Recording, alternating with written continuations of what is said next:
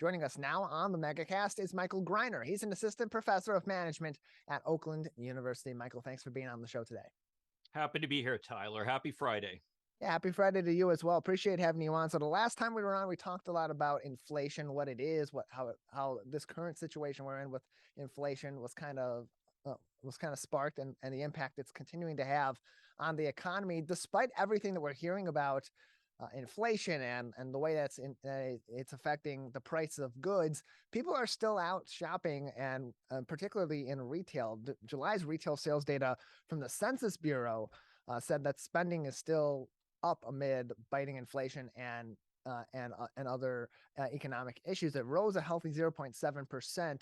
That being the retail sales, excluding auto and gasoline sales. So what with the situation we have with the economy, with people's purse strings still being so tight because of inflation and rising prices, supply chain issues, what do you believe is still sparking so much of this retail spending on items that maybe aren't necessarily necessities?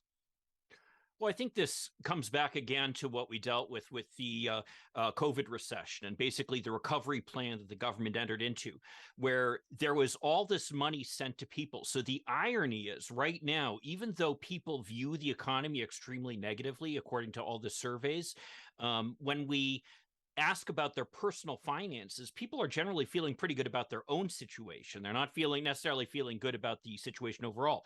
So they feel comfortable spending money, and they're certainly out there doing it. Now, the one thing that is interesting to note is that because of inflation, even though people are spending more, they're not necessarily getting more, unfortunately. So as a result of that, they're essentially buying what they have been buying, but it's costing them more money as a result of the inflation, which can be pretty frustrating. But by the same token, people aren't necessarily feeling constrained by that because they did get that assistance from the government earlier on in the year. And one more thing I think that's important to talk about is just how we've had these weird shifts in what people have been buying. And this has had a real impact on the retail space, actually, because as we know, before COVID, people were mostly spending their money on restaurants. It was the first time ever that people spent more money eating out than they did eating at home. And then, of course, we got COVID. All of a sudden, people stopped going to restaurants. Instead, they were remodeling their kitchens. They were buying new refrigerators and stoves. Rather than going to the gym, they were buying Pelotons. And then when the things kind of calmed down with the pandemic crisis, suddenly we saw people shifting back to wanting to get services. And so now we see Peloton in trouble. We see a lot of the retailers that had kind of bulked up on all these goods that they thought that people were going to buy, suddenly having so much inventory they can't get rid of it. We're joined by Michael Greiner. He's an assistant professor of management at Oakland University with us on today's Megacast. You can find more information on Oakland University's programs, including their management programs, by visiting oakland.edu for more information. And not only is this situation affecting consumers, it's also affecting the retailers themselves. So in some situations, we also saw news recently that retail chains such as Kohl's are kind of curbing their enthusiasm with regards to their profit margins and the profit outlooks in the future. Now, you could say part of that's because of supply chain issues, higher costs, therefore you're not making as great of revenue off of the sales that you do have. But on the other hand, maybe it's not entirely inflation, and it has something to do with online retail really being, and e-commerce being something that's become much more prevalent, especially over the course of the pandemic, especially when it comes to online retailers like Amazon. How much of an impact is that having on our more traditional brick and mortar retailers like Kohl's versus inflation? Well, now we're talking about two separate issues, basically. On the one hand, retail is an industry that for a long time I've been saying you do not want to invest in because of the fact that in the long run, I think that brick and mortar retailers really are facing a very difficult challenge from Amazon, and not just Amazon, but the other online retailers as well. And really the only ones who've succeeded in kind of facing that challenge. I mean, I think that Best Buy has been very successful at doing that. I think Walmart has made some progress in that challenge, but really it's been very difficult for them because of the fact that they do have that investment in the brick and mortar, and that's constantly eating up their revenues, which is something that online retailers just don't have. So in the long run, I think that we're going to continue to see a shift to more and more online spending, and it's going to be more and more difficult for these brick and mortar retailers to succeed. In the short run, though, we also have essentially this same hit with the inventory issue that I was talking about earlier, where, for example, with Target, they had a huge drop in their profits, and it was a big surprise. And a big part of the reason is that they bulked up on these goods that they thought everybody was buying as a result of the pandemic. And then all of a sudden, people shifted back to services. And this kind of fast shift, this is what's causing the supply chain problems too, is that business can't shift this quickly. They have these different supply chains that have been built up. They need to be able to plan for what their inventory is going to be. And with consumers shifting their preferences literally on a dime, it's made it very difficult for industries to be able to figure out how they're going to address this. So what they say with Target, for example, is that number one, they have huge inventory. And so the way that they've been dealing with that is that they've had to discount it. They've had to essentially sell it off at a lower price than they would typically have liked to sell it off, many times selling it off at a loss. There are also examples of them essentially trying to sell them to these different dealers who will buy up excess inventory, kind of overstock, as they call it. To try to sell a discount. But either way, you find these retailers in a situation where they've got all this inventory and they want to make space now for the things that people are buying now, as opposed to things that people were buying during the pandemic. And that's kind of the challenge that they're dealing with in the short run right now. We're joined by Michael Greiner from Oakland University, assistant professor of management at that institution, joining us on the Megacast. And in terms of shifting to online retail as kind of being the paradigm of the future for these retailers like Kohl's or others, competing with Amazon in that space, because that's where Amazon really has been the king of the hill for so long. How much of a chance do you believe that they do have in the long run if they do go away from brick and mortar, given the power that Amazon has? Or do you see in the future there being a situation where Amazon could be forced into a situation that they have to maybe consolidate some of their business to avoid monopolizing?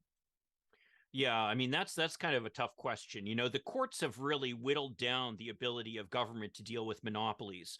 And so the power of government to challenge these big monopolistic enterprises is really difficult. And especially with Amazon, they kind of face an interesting situation here where I think most consumers, myself included, by the way, I'm a regular Amazon shopper by way of full disclosure. Most consumers appreciate Amazon.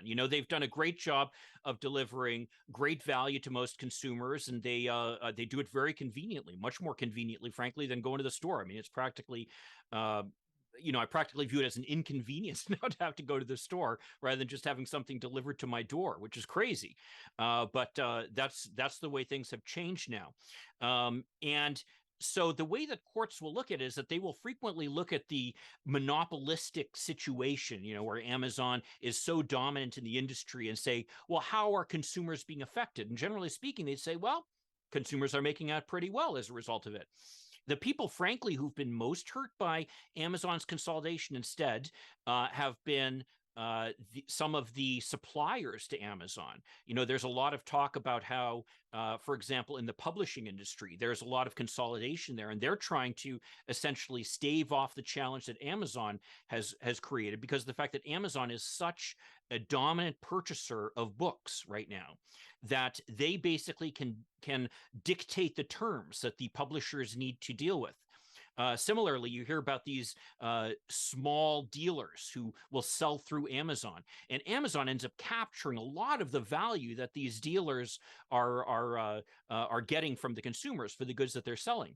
So we find the situation where, to the average consumer, they say, hey, things are great with Amazon, but it's more on the other side, the supplier side, that you see that Amazon has really been able to use their monopoly power to squeeze these players. And up until now, the courts really haven't cared that much about that kind of an impact. So it's going to require some kind of change.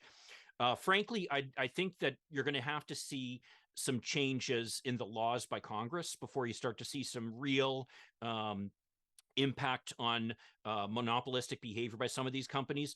But one final point to make about Amazon is that monopolistic behavior, companies can become powerful within their industry. I mean, a great example is Google. Google is incredibly powerful. I mean, there aren't too many people who say, hey, I'm going to go on my computer and Bing a question, because nobody uses Bing. Everybody uses Google now. And it's because Google does a great job. I mean, that's the bottom line. I have occasionally gone and tried some of the other search engines, and I can tell you consistently Google delivers a better result. So I can see why people go to Google. And there's nothing wrong with that. There's nothing wrong with Google delivering a better service and basically besting its competitors as a result of that. Where companies can run into problems, though, is where they use their monopolistic position in one area to try to dominate another industry. And for example, that's where Microsoft got into trouble back in the 1990s when they were trying to use their dominant position in the Windows and in the Office monopolies, essentially positions that they'd built up through really just being in the right place at the right time, I guess you could say.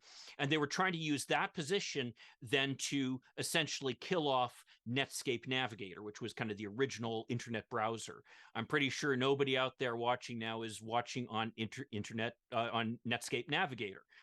Reason being that Microsoft used their monopoly power in these other fields to kind of kill it off. And that's what the Department of Justice was responding to.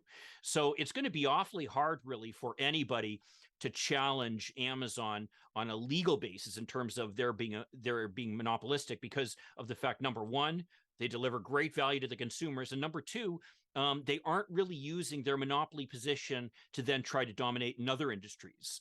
Like, say, for example, if they suddenly decide they were going to get into the car rental industry and had figured out a way that they're going to use their position of dominance in retail to dominate the car rental industry, well, then the government might take notice. But with the rest of the stuff, it's going to be awfully hard to challenge Amazon. We're joined by Michael Greiner. He is from Oakland University, an assistant professor of market management, my apologies, at Oakland University.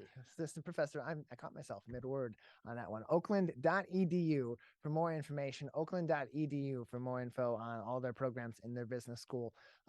But before we let you go, I do want to talk about the gubernatorial race here in the state of Michigan and money that's in politics. We'd already heard before even the primary, just the exorbitant amount of money that was already in the Gretchen Whitmer re-election campaign. Now with Tudor Dixon getting the nomination on the Republican side, we're already seeing that the DeVos family has contributed over $4 million either to outside groups that are attacking Governor Whitmer or to support directly the Tudor Dixon campaign. In terms of the money that is in politics, given that there is such lacking regulation on the amount of money that can be put into political campaigns by those that aren't necessarily involved in the political campaign, where do you see this going in the future as being something that is a key factor in deciding our elections?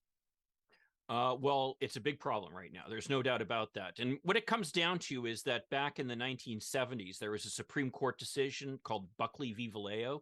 And that basically said that spending money in political campaigns is the equivalent of speech. So you can't restrict the spending of money because it's protected by the First Amendment, just like speech is protected by the First Amendment. So that's kind of what that case said. And that's the basis of subsequent decisions, things like Citizens United, which I'm sure everybody has heard of, which basically said that corporations are able to spend money without restriction in political campaigns. And so this is the regime that we've kind of found ourselves in, which is this situation where more and more you see the ability of the very wealthy to be able to contribute to these campaigns with really relatively little impact. Now, the surprising thing about this, and this is something that's kind of come through in the political science research, though, is that that despite there is an advantage to having a lot of money, no doubt about it, but it's not as much of an advantage as you would think. that actually the relationship between having more money and winning the elections is not all that strong. And secondly, the other thing that you've seen is the growth of online donors. So despite the fact that, say, for example, you mentioned like in the Whitmer campaign, the DeVos family on the Republican side, you have some very large donors who contribute enormous amounts of money. What's amazing is on the Democratic side, the Democrats actually are raising as much, if not more money. And in fact, there's a lot of evidence recently that the Republicans have actually been pulling back on their spending in a couple of states because they can't keep up with the financial wherewithal of the Democrats. The reason being, the Democrats are very, very effective at raising money at the grassroots level through the internet. And that's been something that they started back in the 1992 election, and has increased since then. Barack Obama really became the master of that, and now everywhere you go within the Democratic Party, you see that most of these contributions are small contributions that are solicited through the internet, and it's been very successful. So that's kind of the irony, which is that these very wealthy individuals, despite the fact that they've kind of been given this advantage by the courts in terms of being able to spend money in these races, they actually feel that they're on the defensive.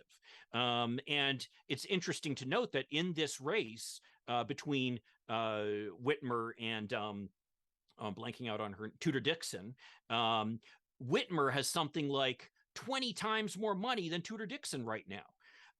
And again, it used to be that wasn't the case, where you expected that the Republicans would have more money, but because of the ability that Democrats have developed in being able to raise money online, they've actually been able to essentially match the strength of these large contributions from corporations and the very wealthy. Michael, appreciate your time. Thanks for joining us and giving us some more insight onto all these different issues happening out in the market. Appreciate it. Happy to be here. Have a great weekend.